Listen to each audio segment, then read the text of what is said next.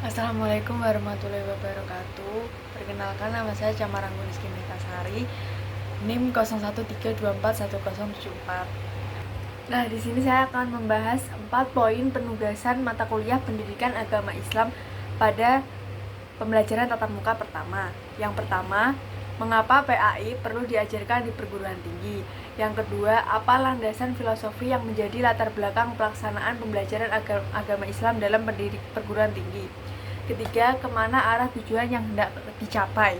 Keempat, apa kontribusi yang dapat diberikan mahasiswa setelah mengikuti pembelajaran agama Islam? Poin 1 terlebih dahulu, yang berjudul mengapa PAI harus diajarkan di perguruan tinggi. Karena pendidikan agama Islam di perguruan tinggi memiliki beberapa alasan penting yang mendasari perlunya pembelajaran mata kuliah ini. Pertama, pengembangan karakter dan etika. PAI membantu mahasiswa dalam membentuk karakter yang baik dan etika yang sesuai dengan ajaran Islam. Ini penting karena etika yang kuat berperan dalam kehidupan profesional dan pribadi mereka. Kedua, peningkatan kesadaran spiritual. Pendidikan agama Islam memberikan mahasiswa pemahaman yang lebih dalam tentang keyakinan dan praktik agama mereka. Kesadaran spiritual dapat membantu mereka menghadapi tantangan hidup dengan cara yang lebih tenang dan bijaksana, dan tentunya sesuai dengan syariat agama Islam atau yang diajarkan oleh agama Islam. Lalu yang ketiga, pemahaman nilai dan norma. PAI mengajarkan nilai-nilai moral dan norma-norma yang berlaku dalam masyarakat muslim. Itu penting untuk memahami konteks sosial budaya di mana mahasiswa berada serta untuk berperilaku sesuai dengan ajaran agama dan atau prinsip-prinsip agama. Lalu, integrasi ilmu dan agama. Dalam konteks perguruan tinggi, PAI membantu mengintegrasikan ilmu agama dan pengetahuan. Mahasiswa dapat melihat prinsip-prinsip agama dan dapat diterapkan dalam kehidupan sehari-hari dan dalam berbagai ilmu pengetahuan dan profesi.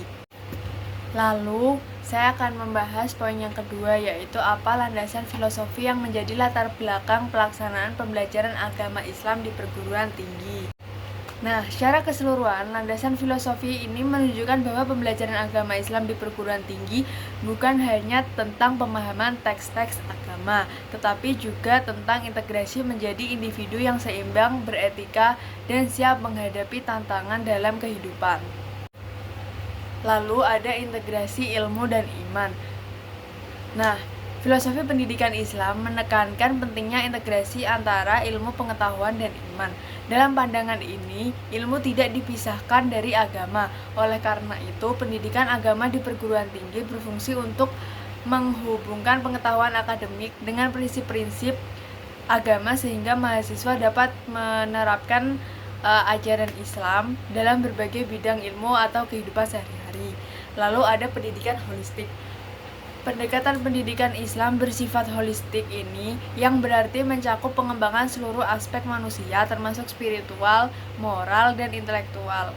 Pendidikan agama Islam di perguruan tinggi bertujuan untuk mendukung kepribadian manusia siswa secara utuh dengan memastikan bahwa aspek spiritual dan moral mereka tidak terabaikan dalam proses akademik. Lalu ada pendidikan moral dan etika. Pendidikan agama Islam memberikan landasan moral dan etika yang kokoh. Filosofi ini menekankan bahwa pendidikan bukan hanya tentang penugasan ilmu, tetapi juga tentang pembentukan karakter dan nilai-nilai etika yang tinggi. Hal ini penting dalam membentuk mahasiswa yang tidak hanya kompeten secara akademis, tetapi juga kompeten di bidang di dalam tindakan mereka. Lalu di poin ketiga, kemana arah dan tujuan yang hendak dicapai. Secara keseluruhan, tujuan pendidikan agama Islam di perguruan tinggi adalah untuk mengembangkan mahasiswa menjadi individu yang seimbang, beretika, dan siap berkontribusi positif dalam berbagai aspek kehidupan. Nah, di poin keempat sendiri, apa kontribusi yang dapat diberikan mahasiswa setelah mengikuti pembelajaran pendidikan agama Islam?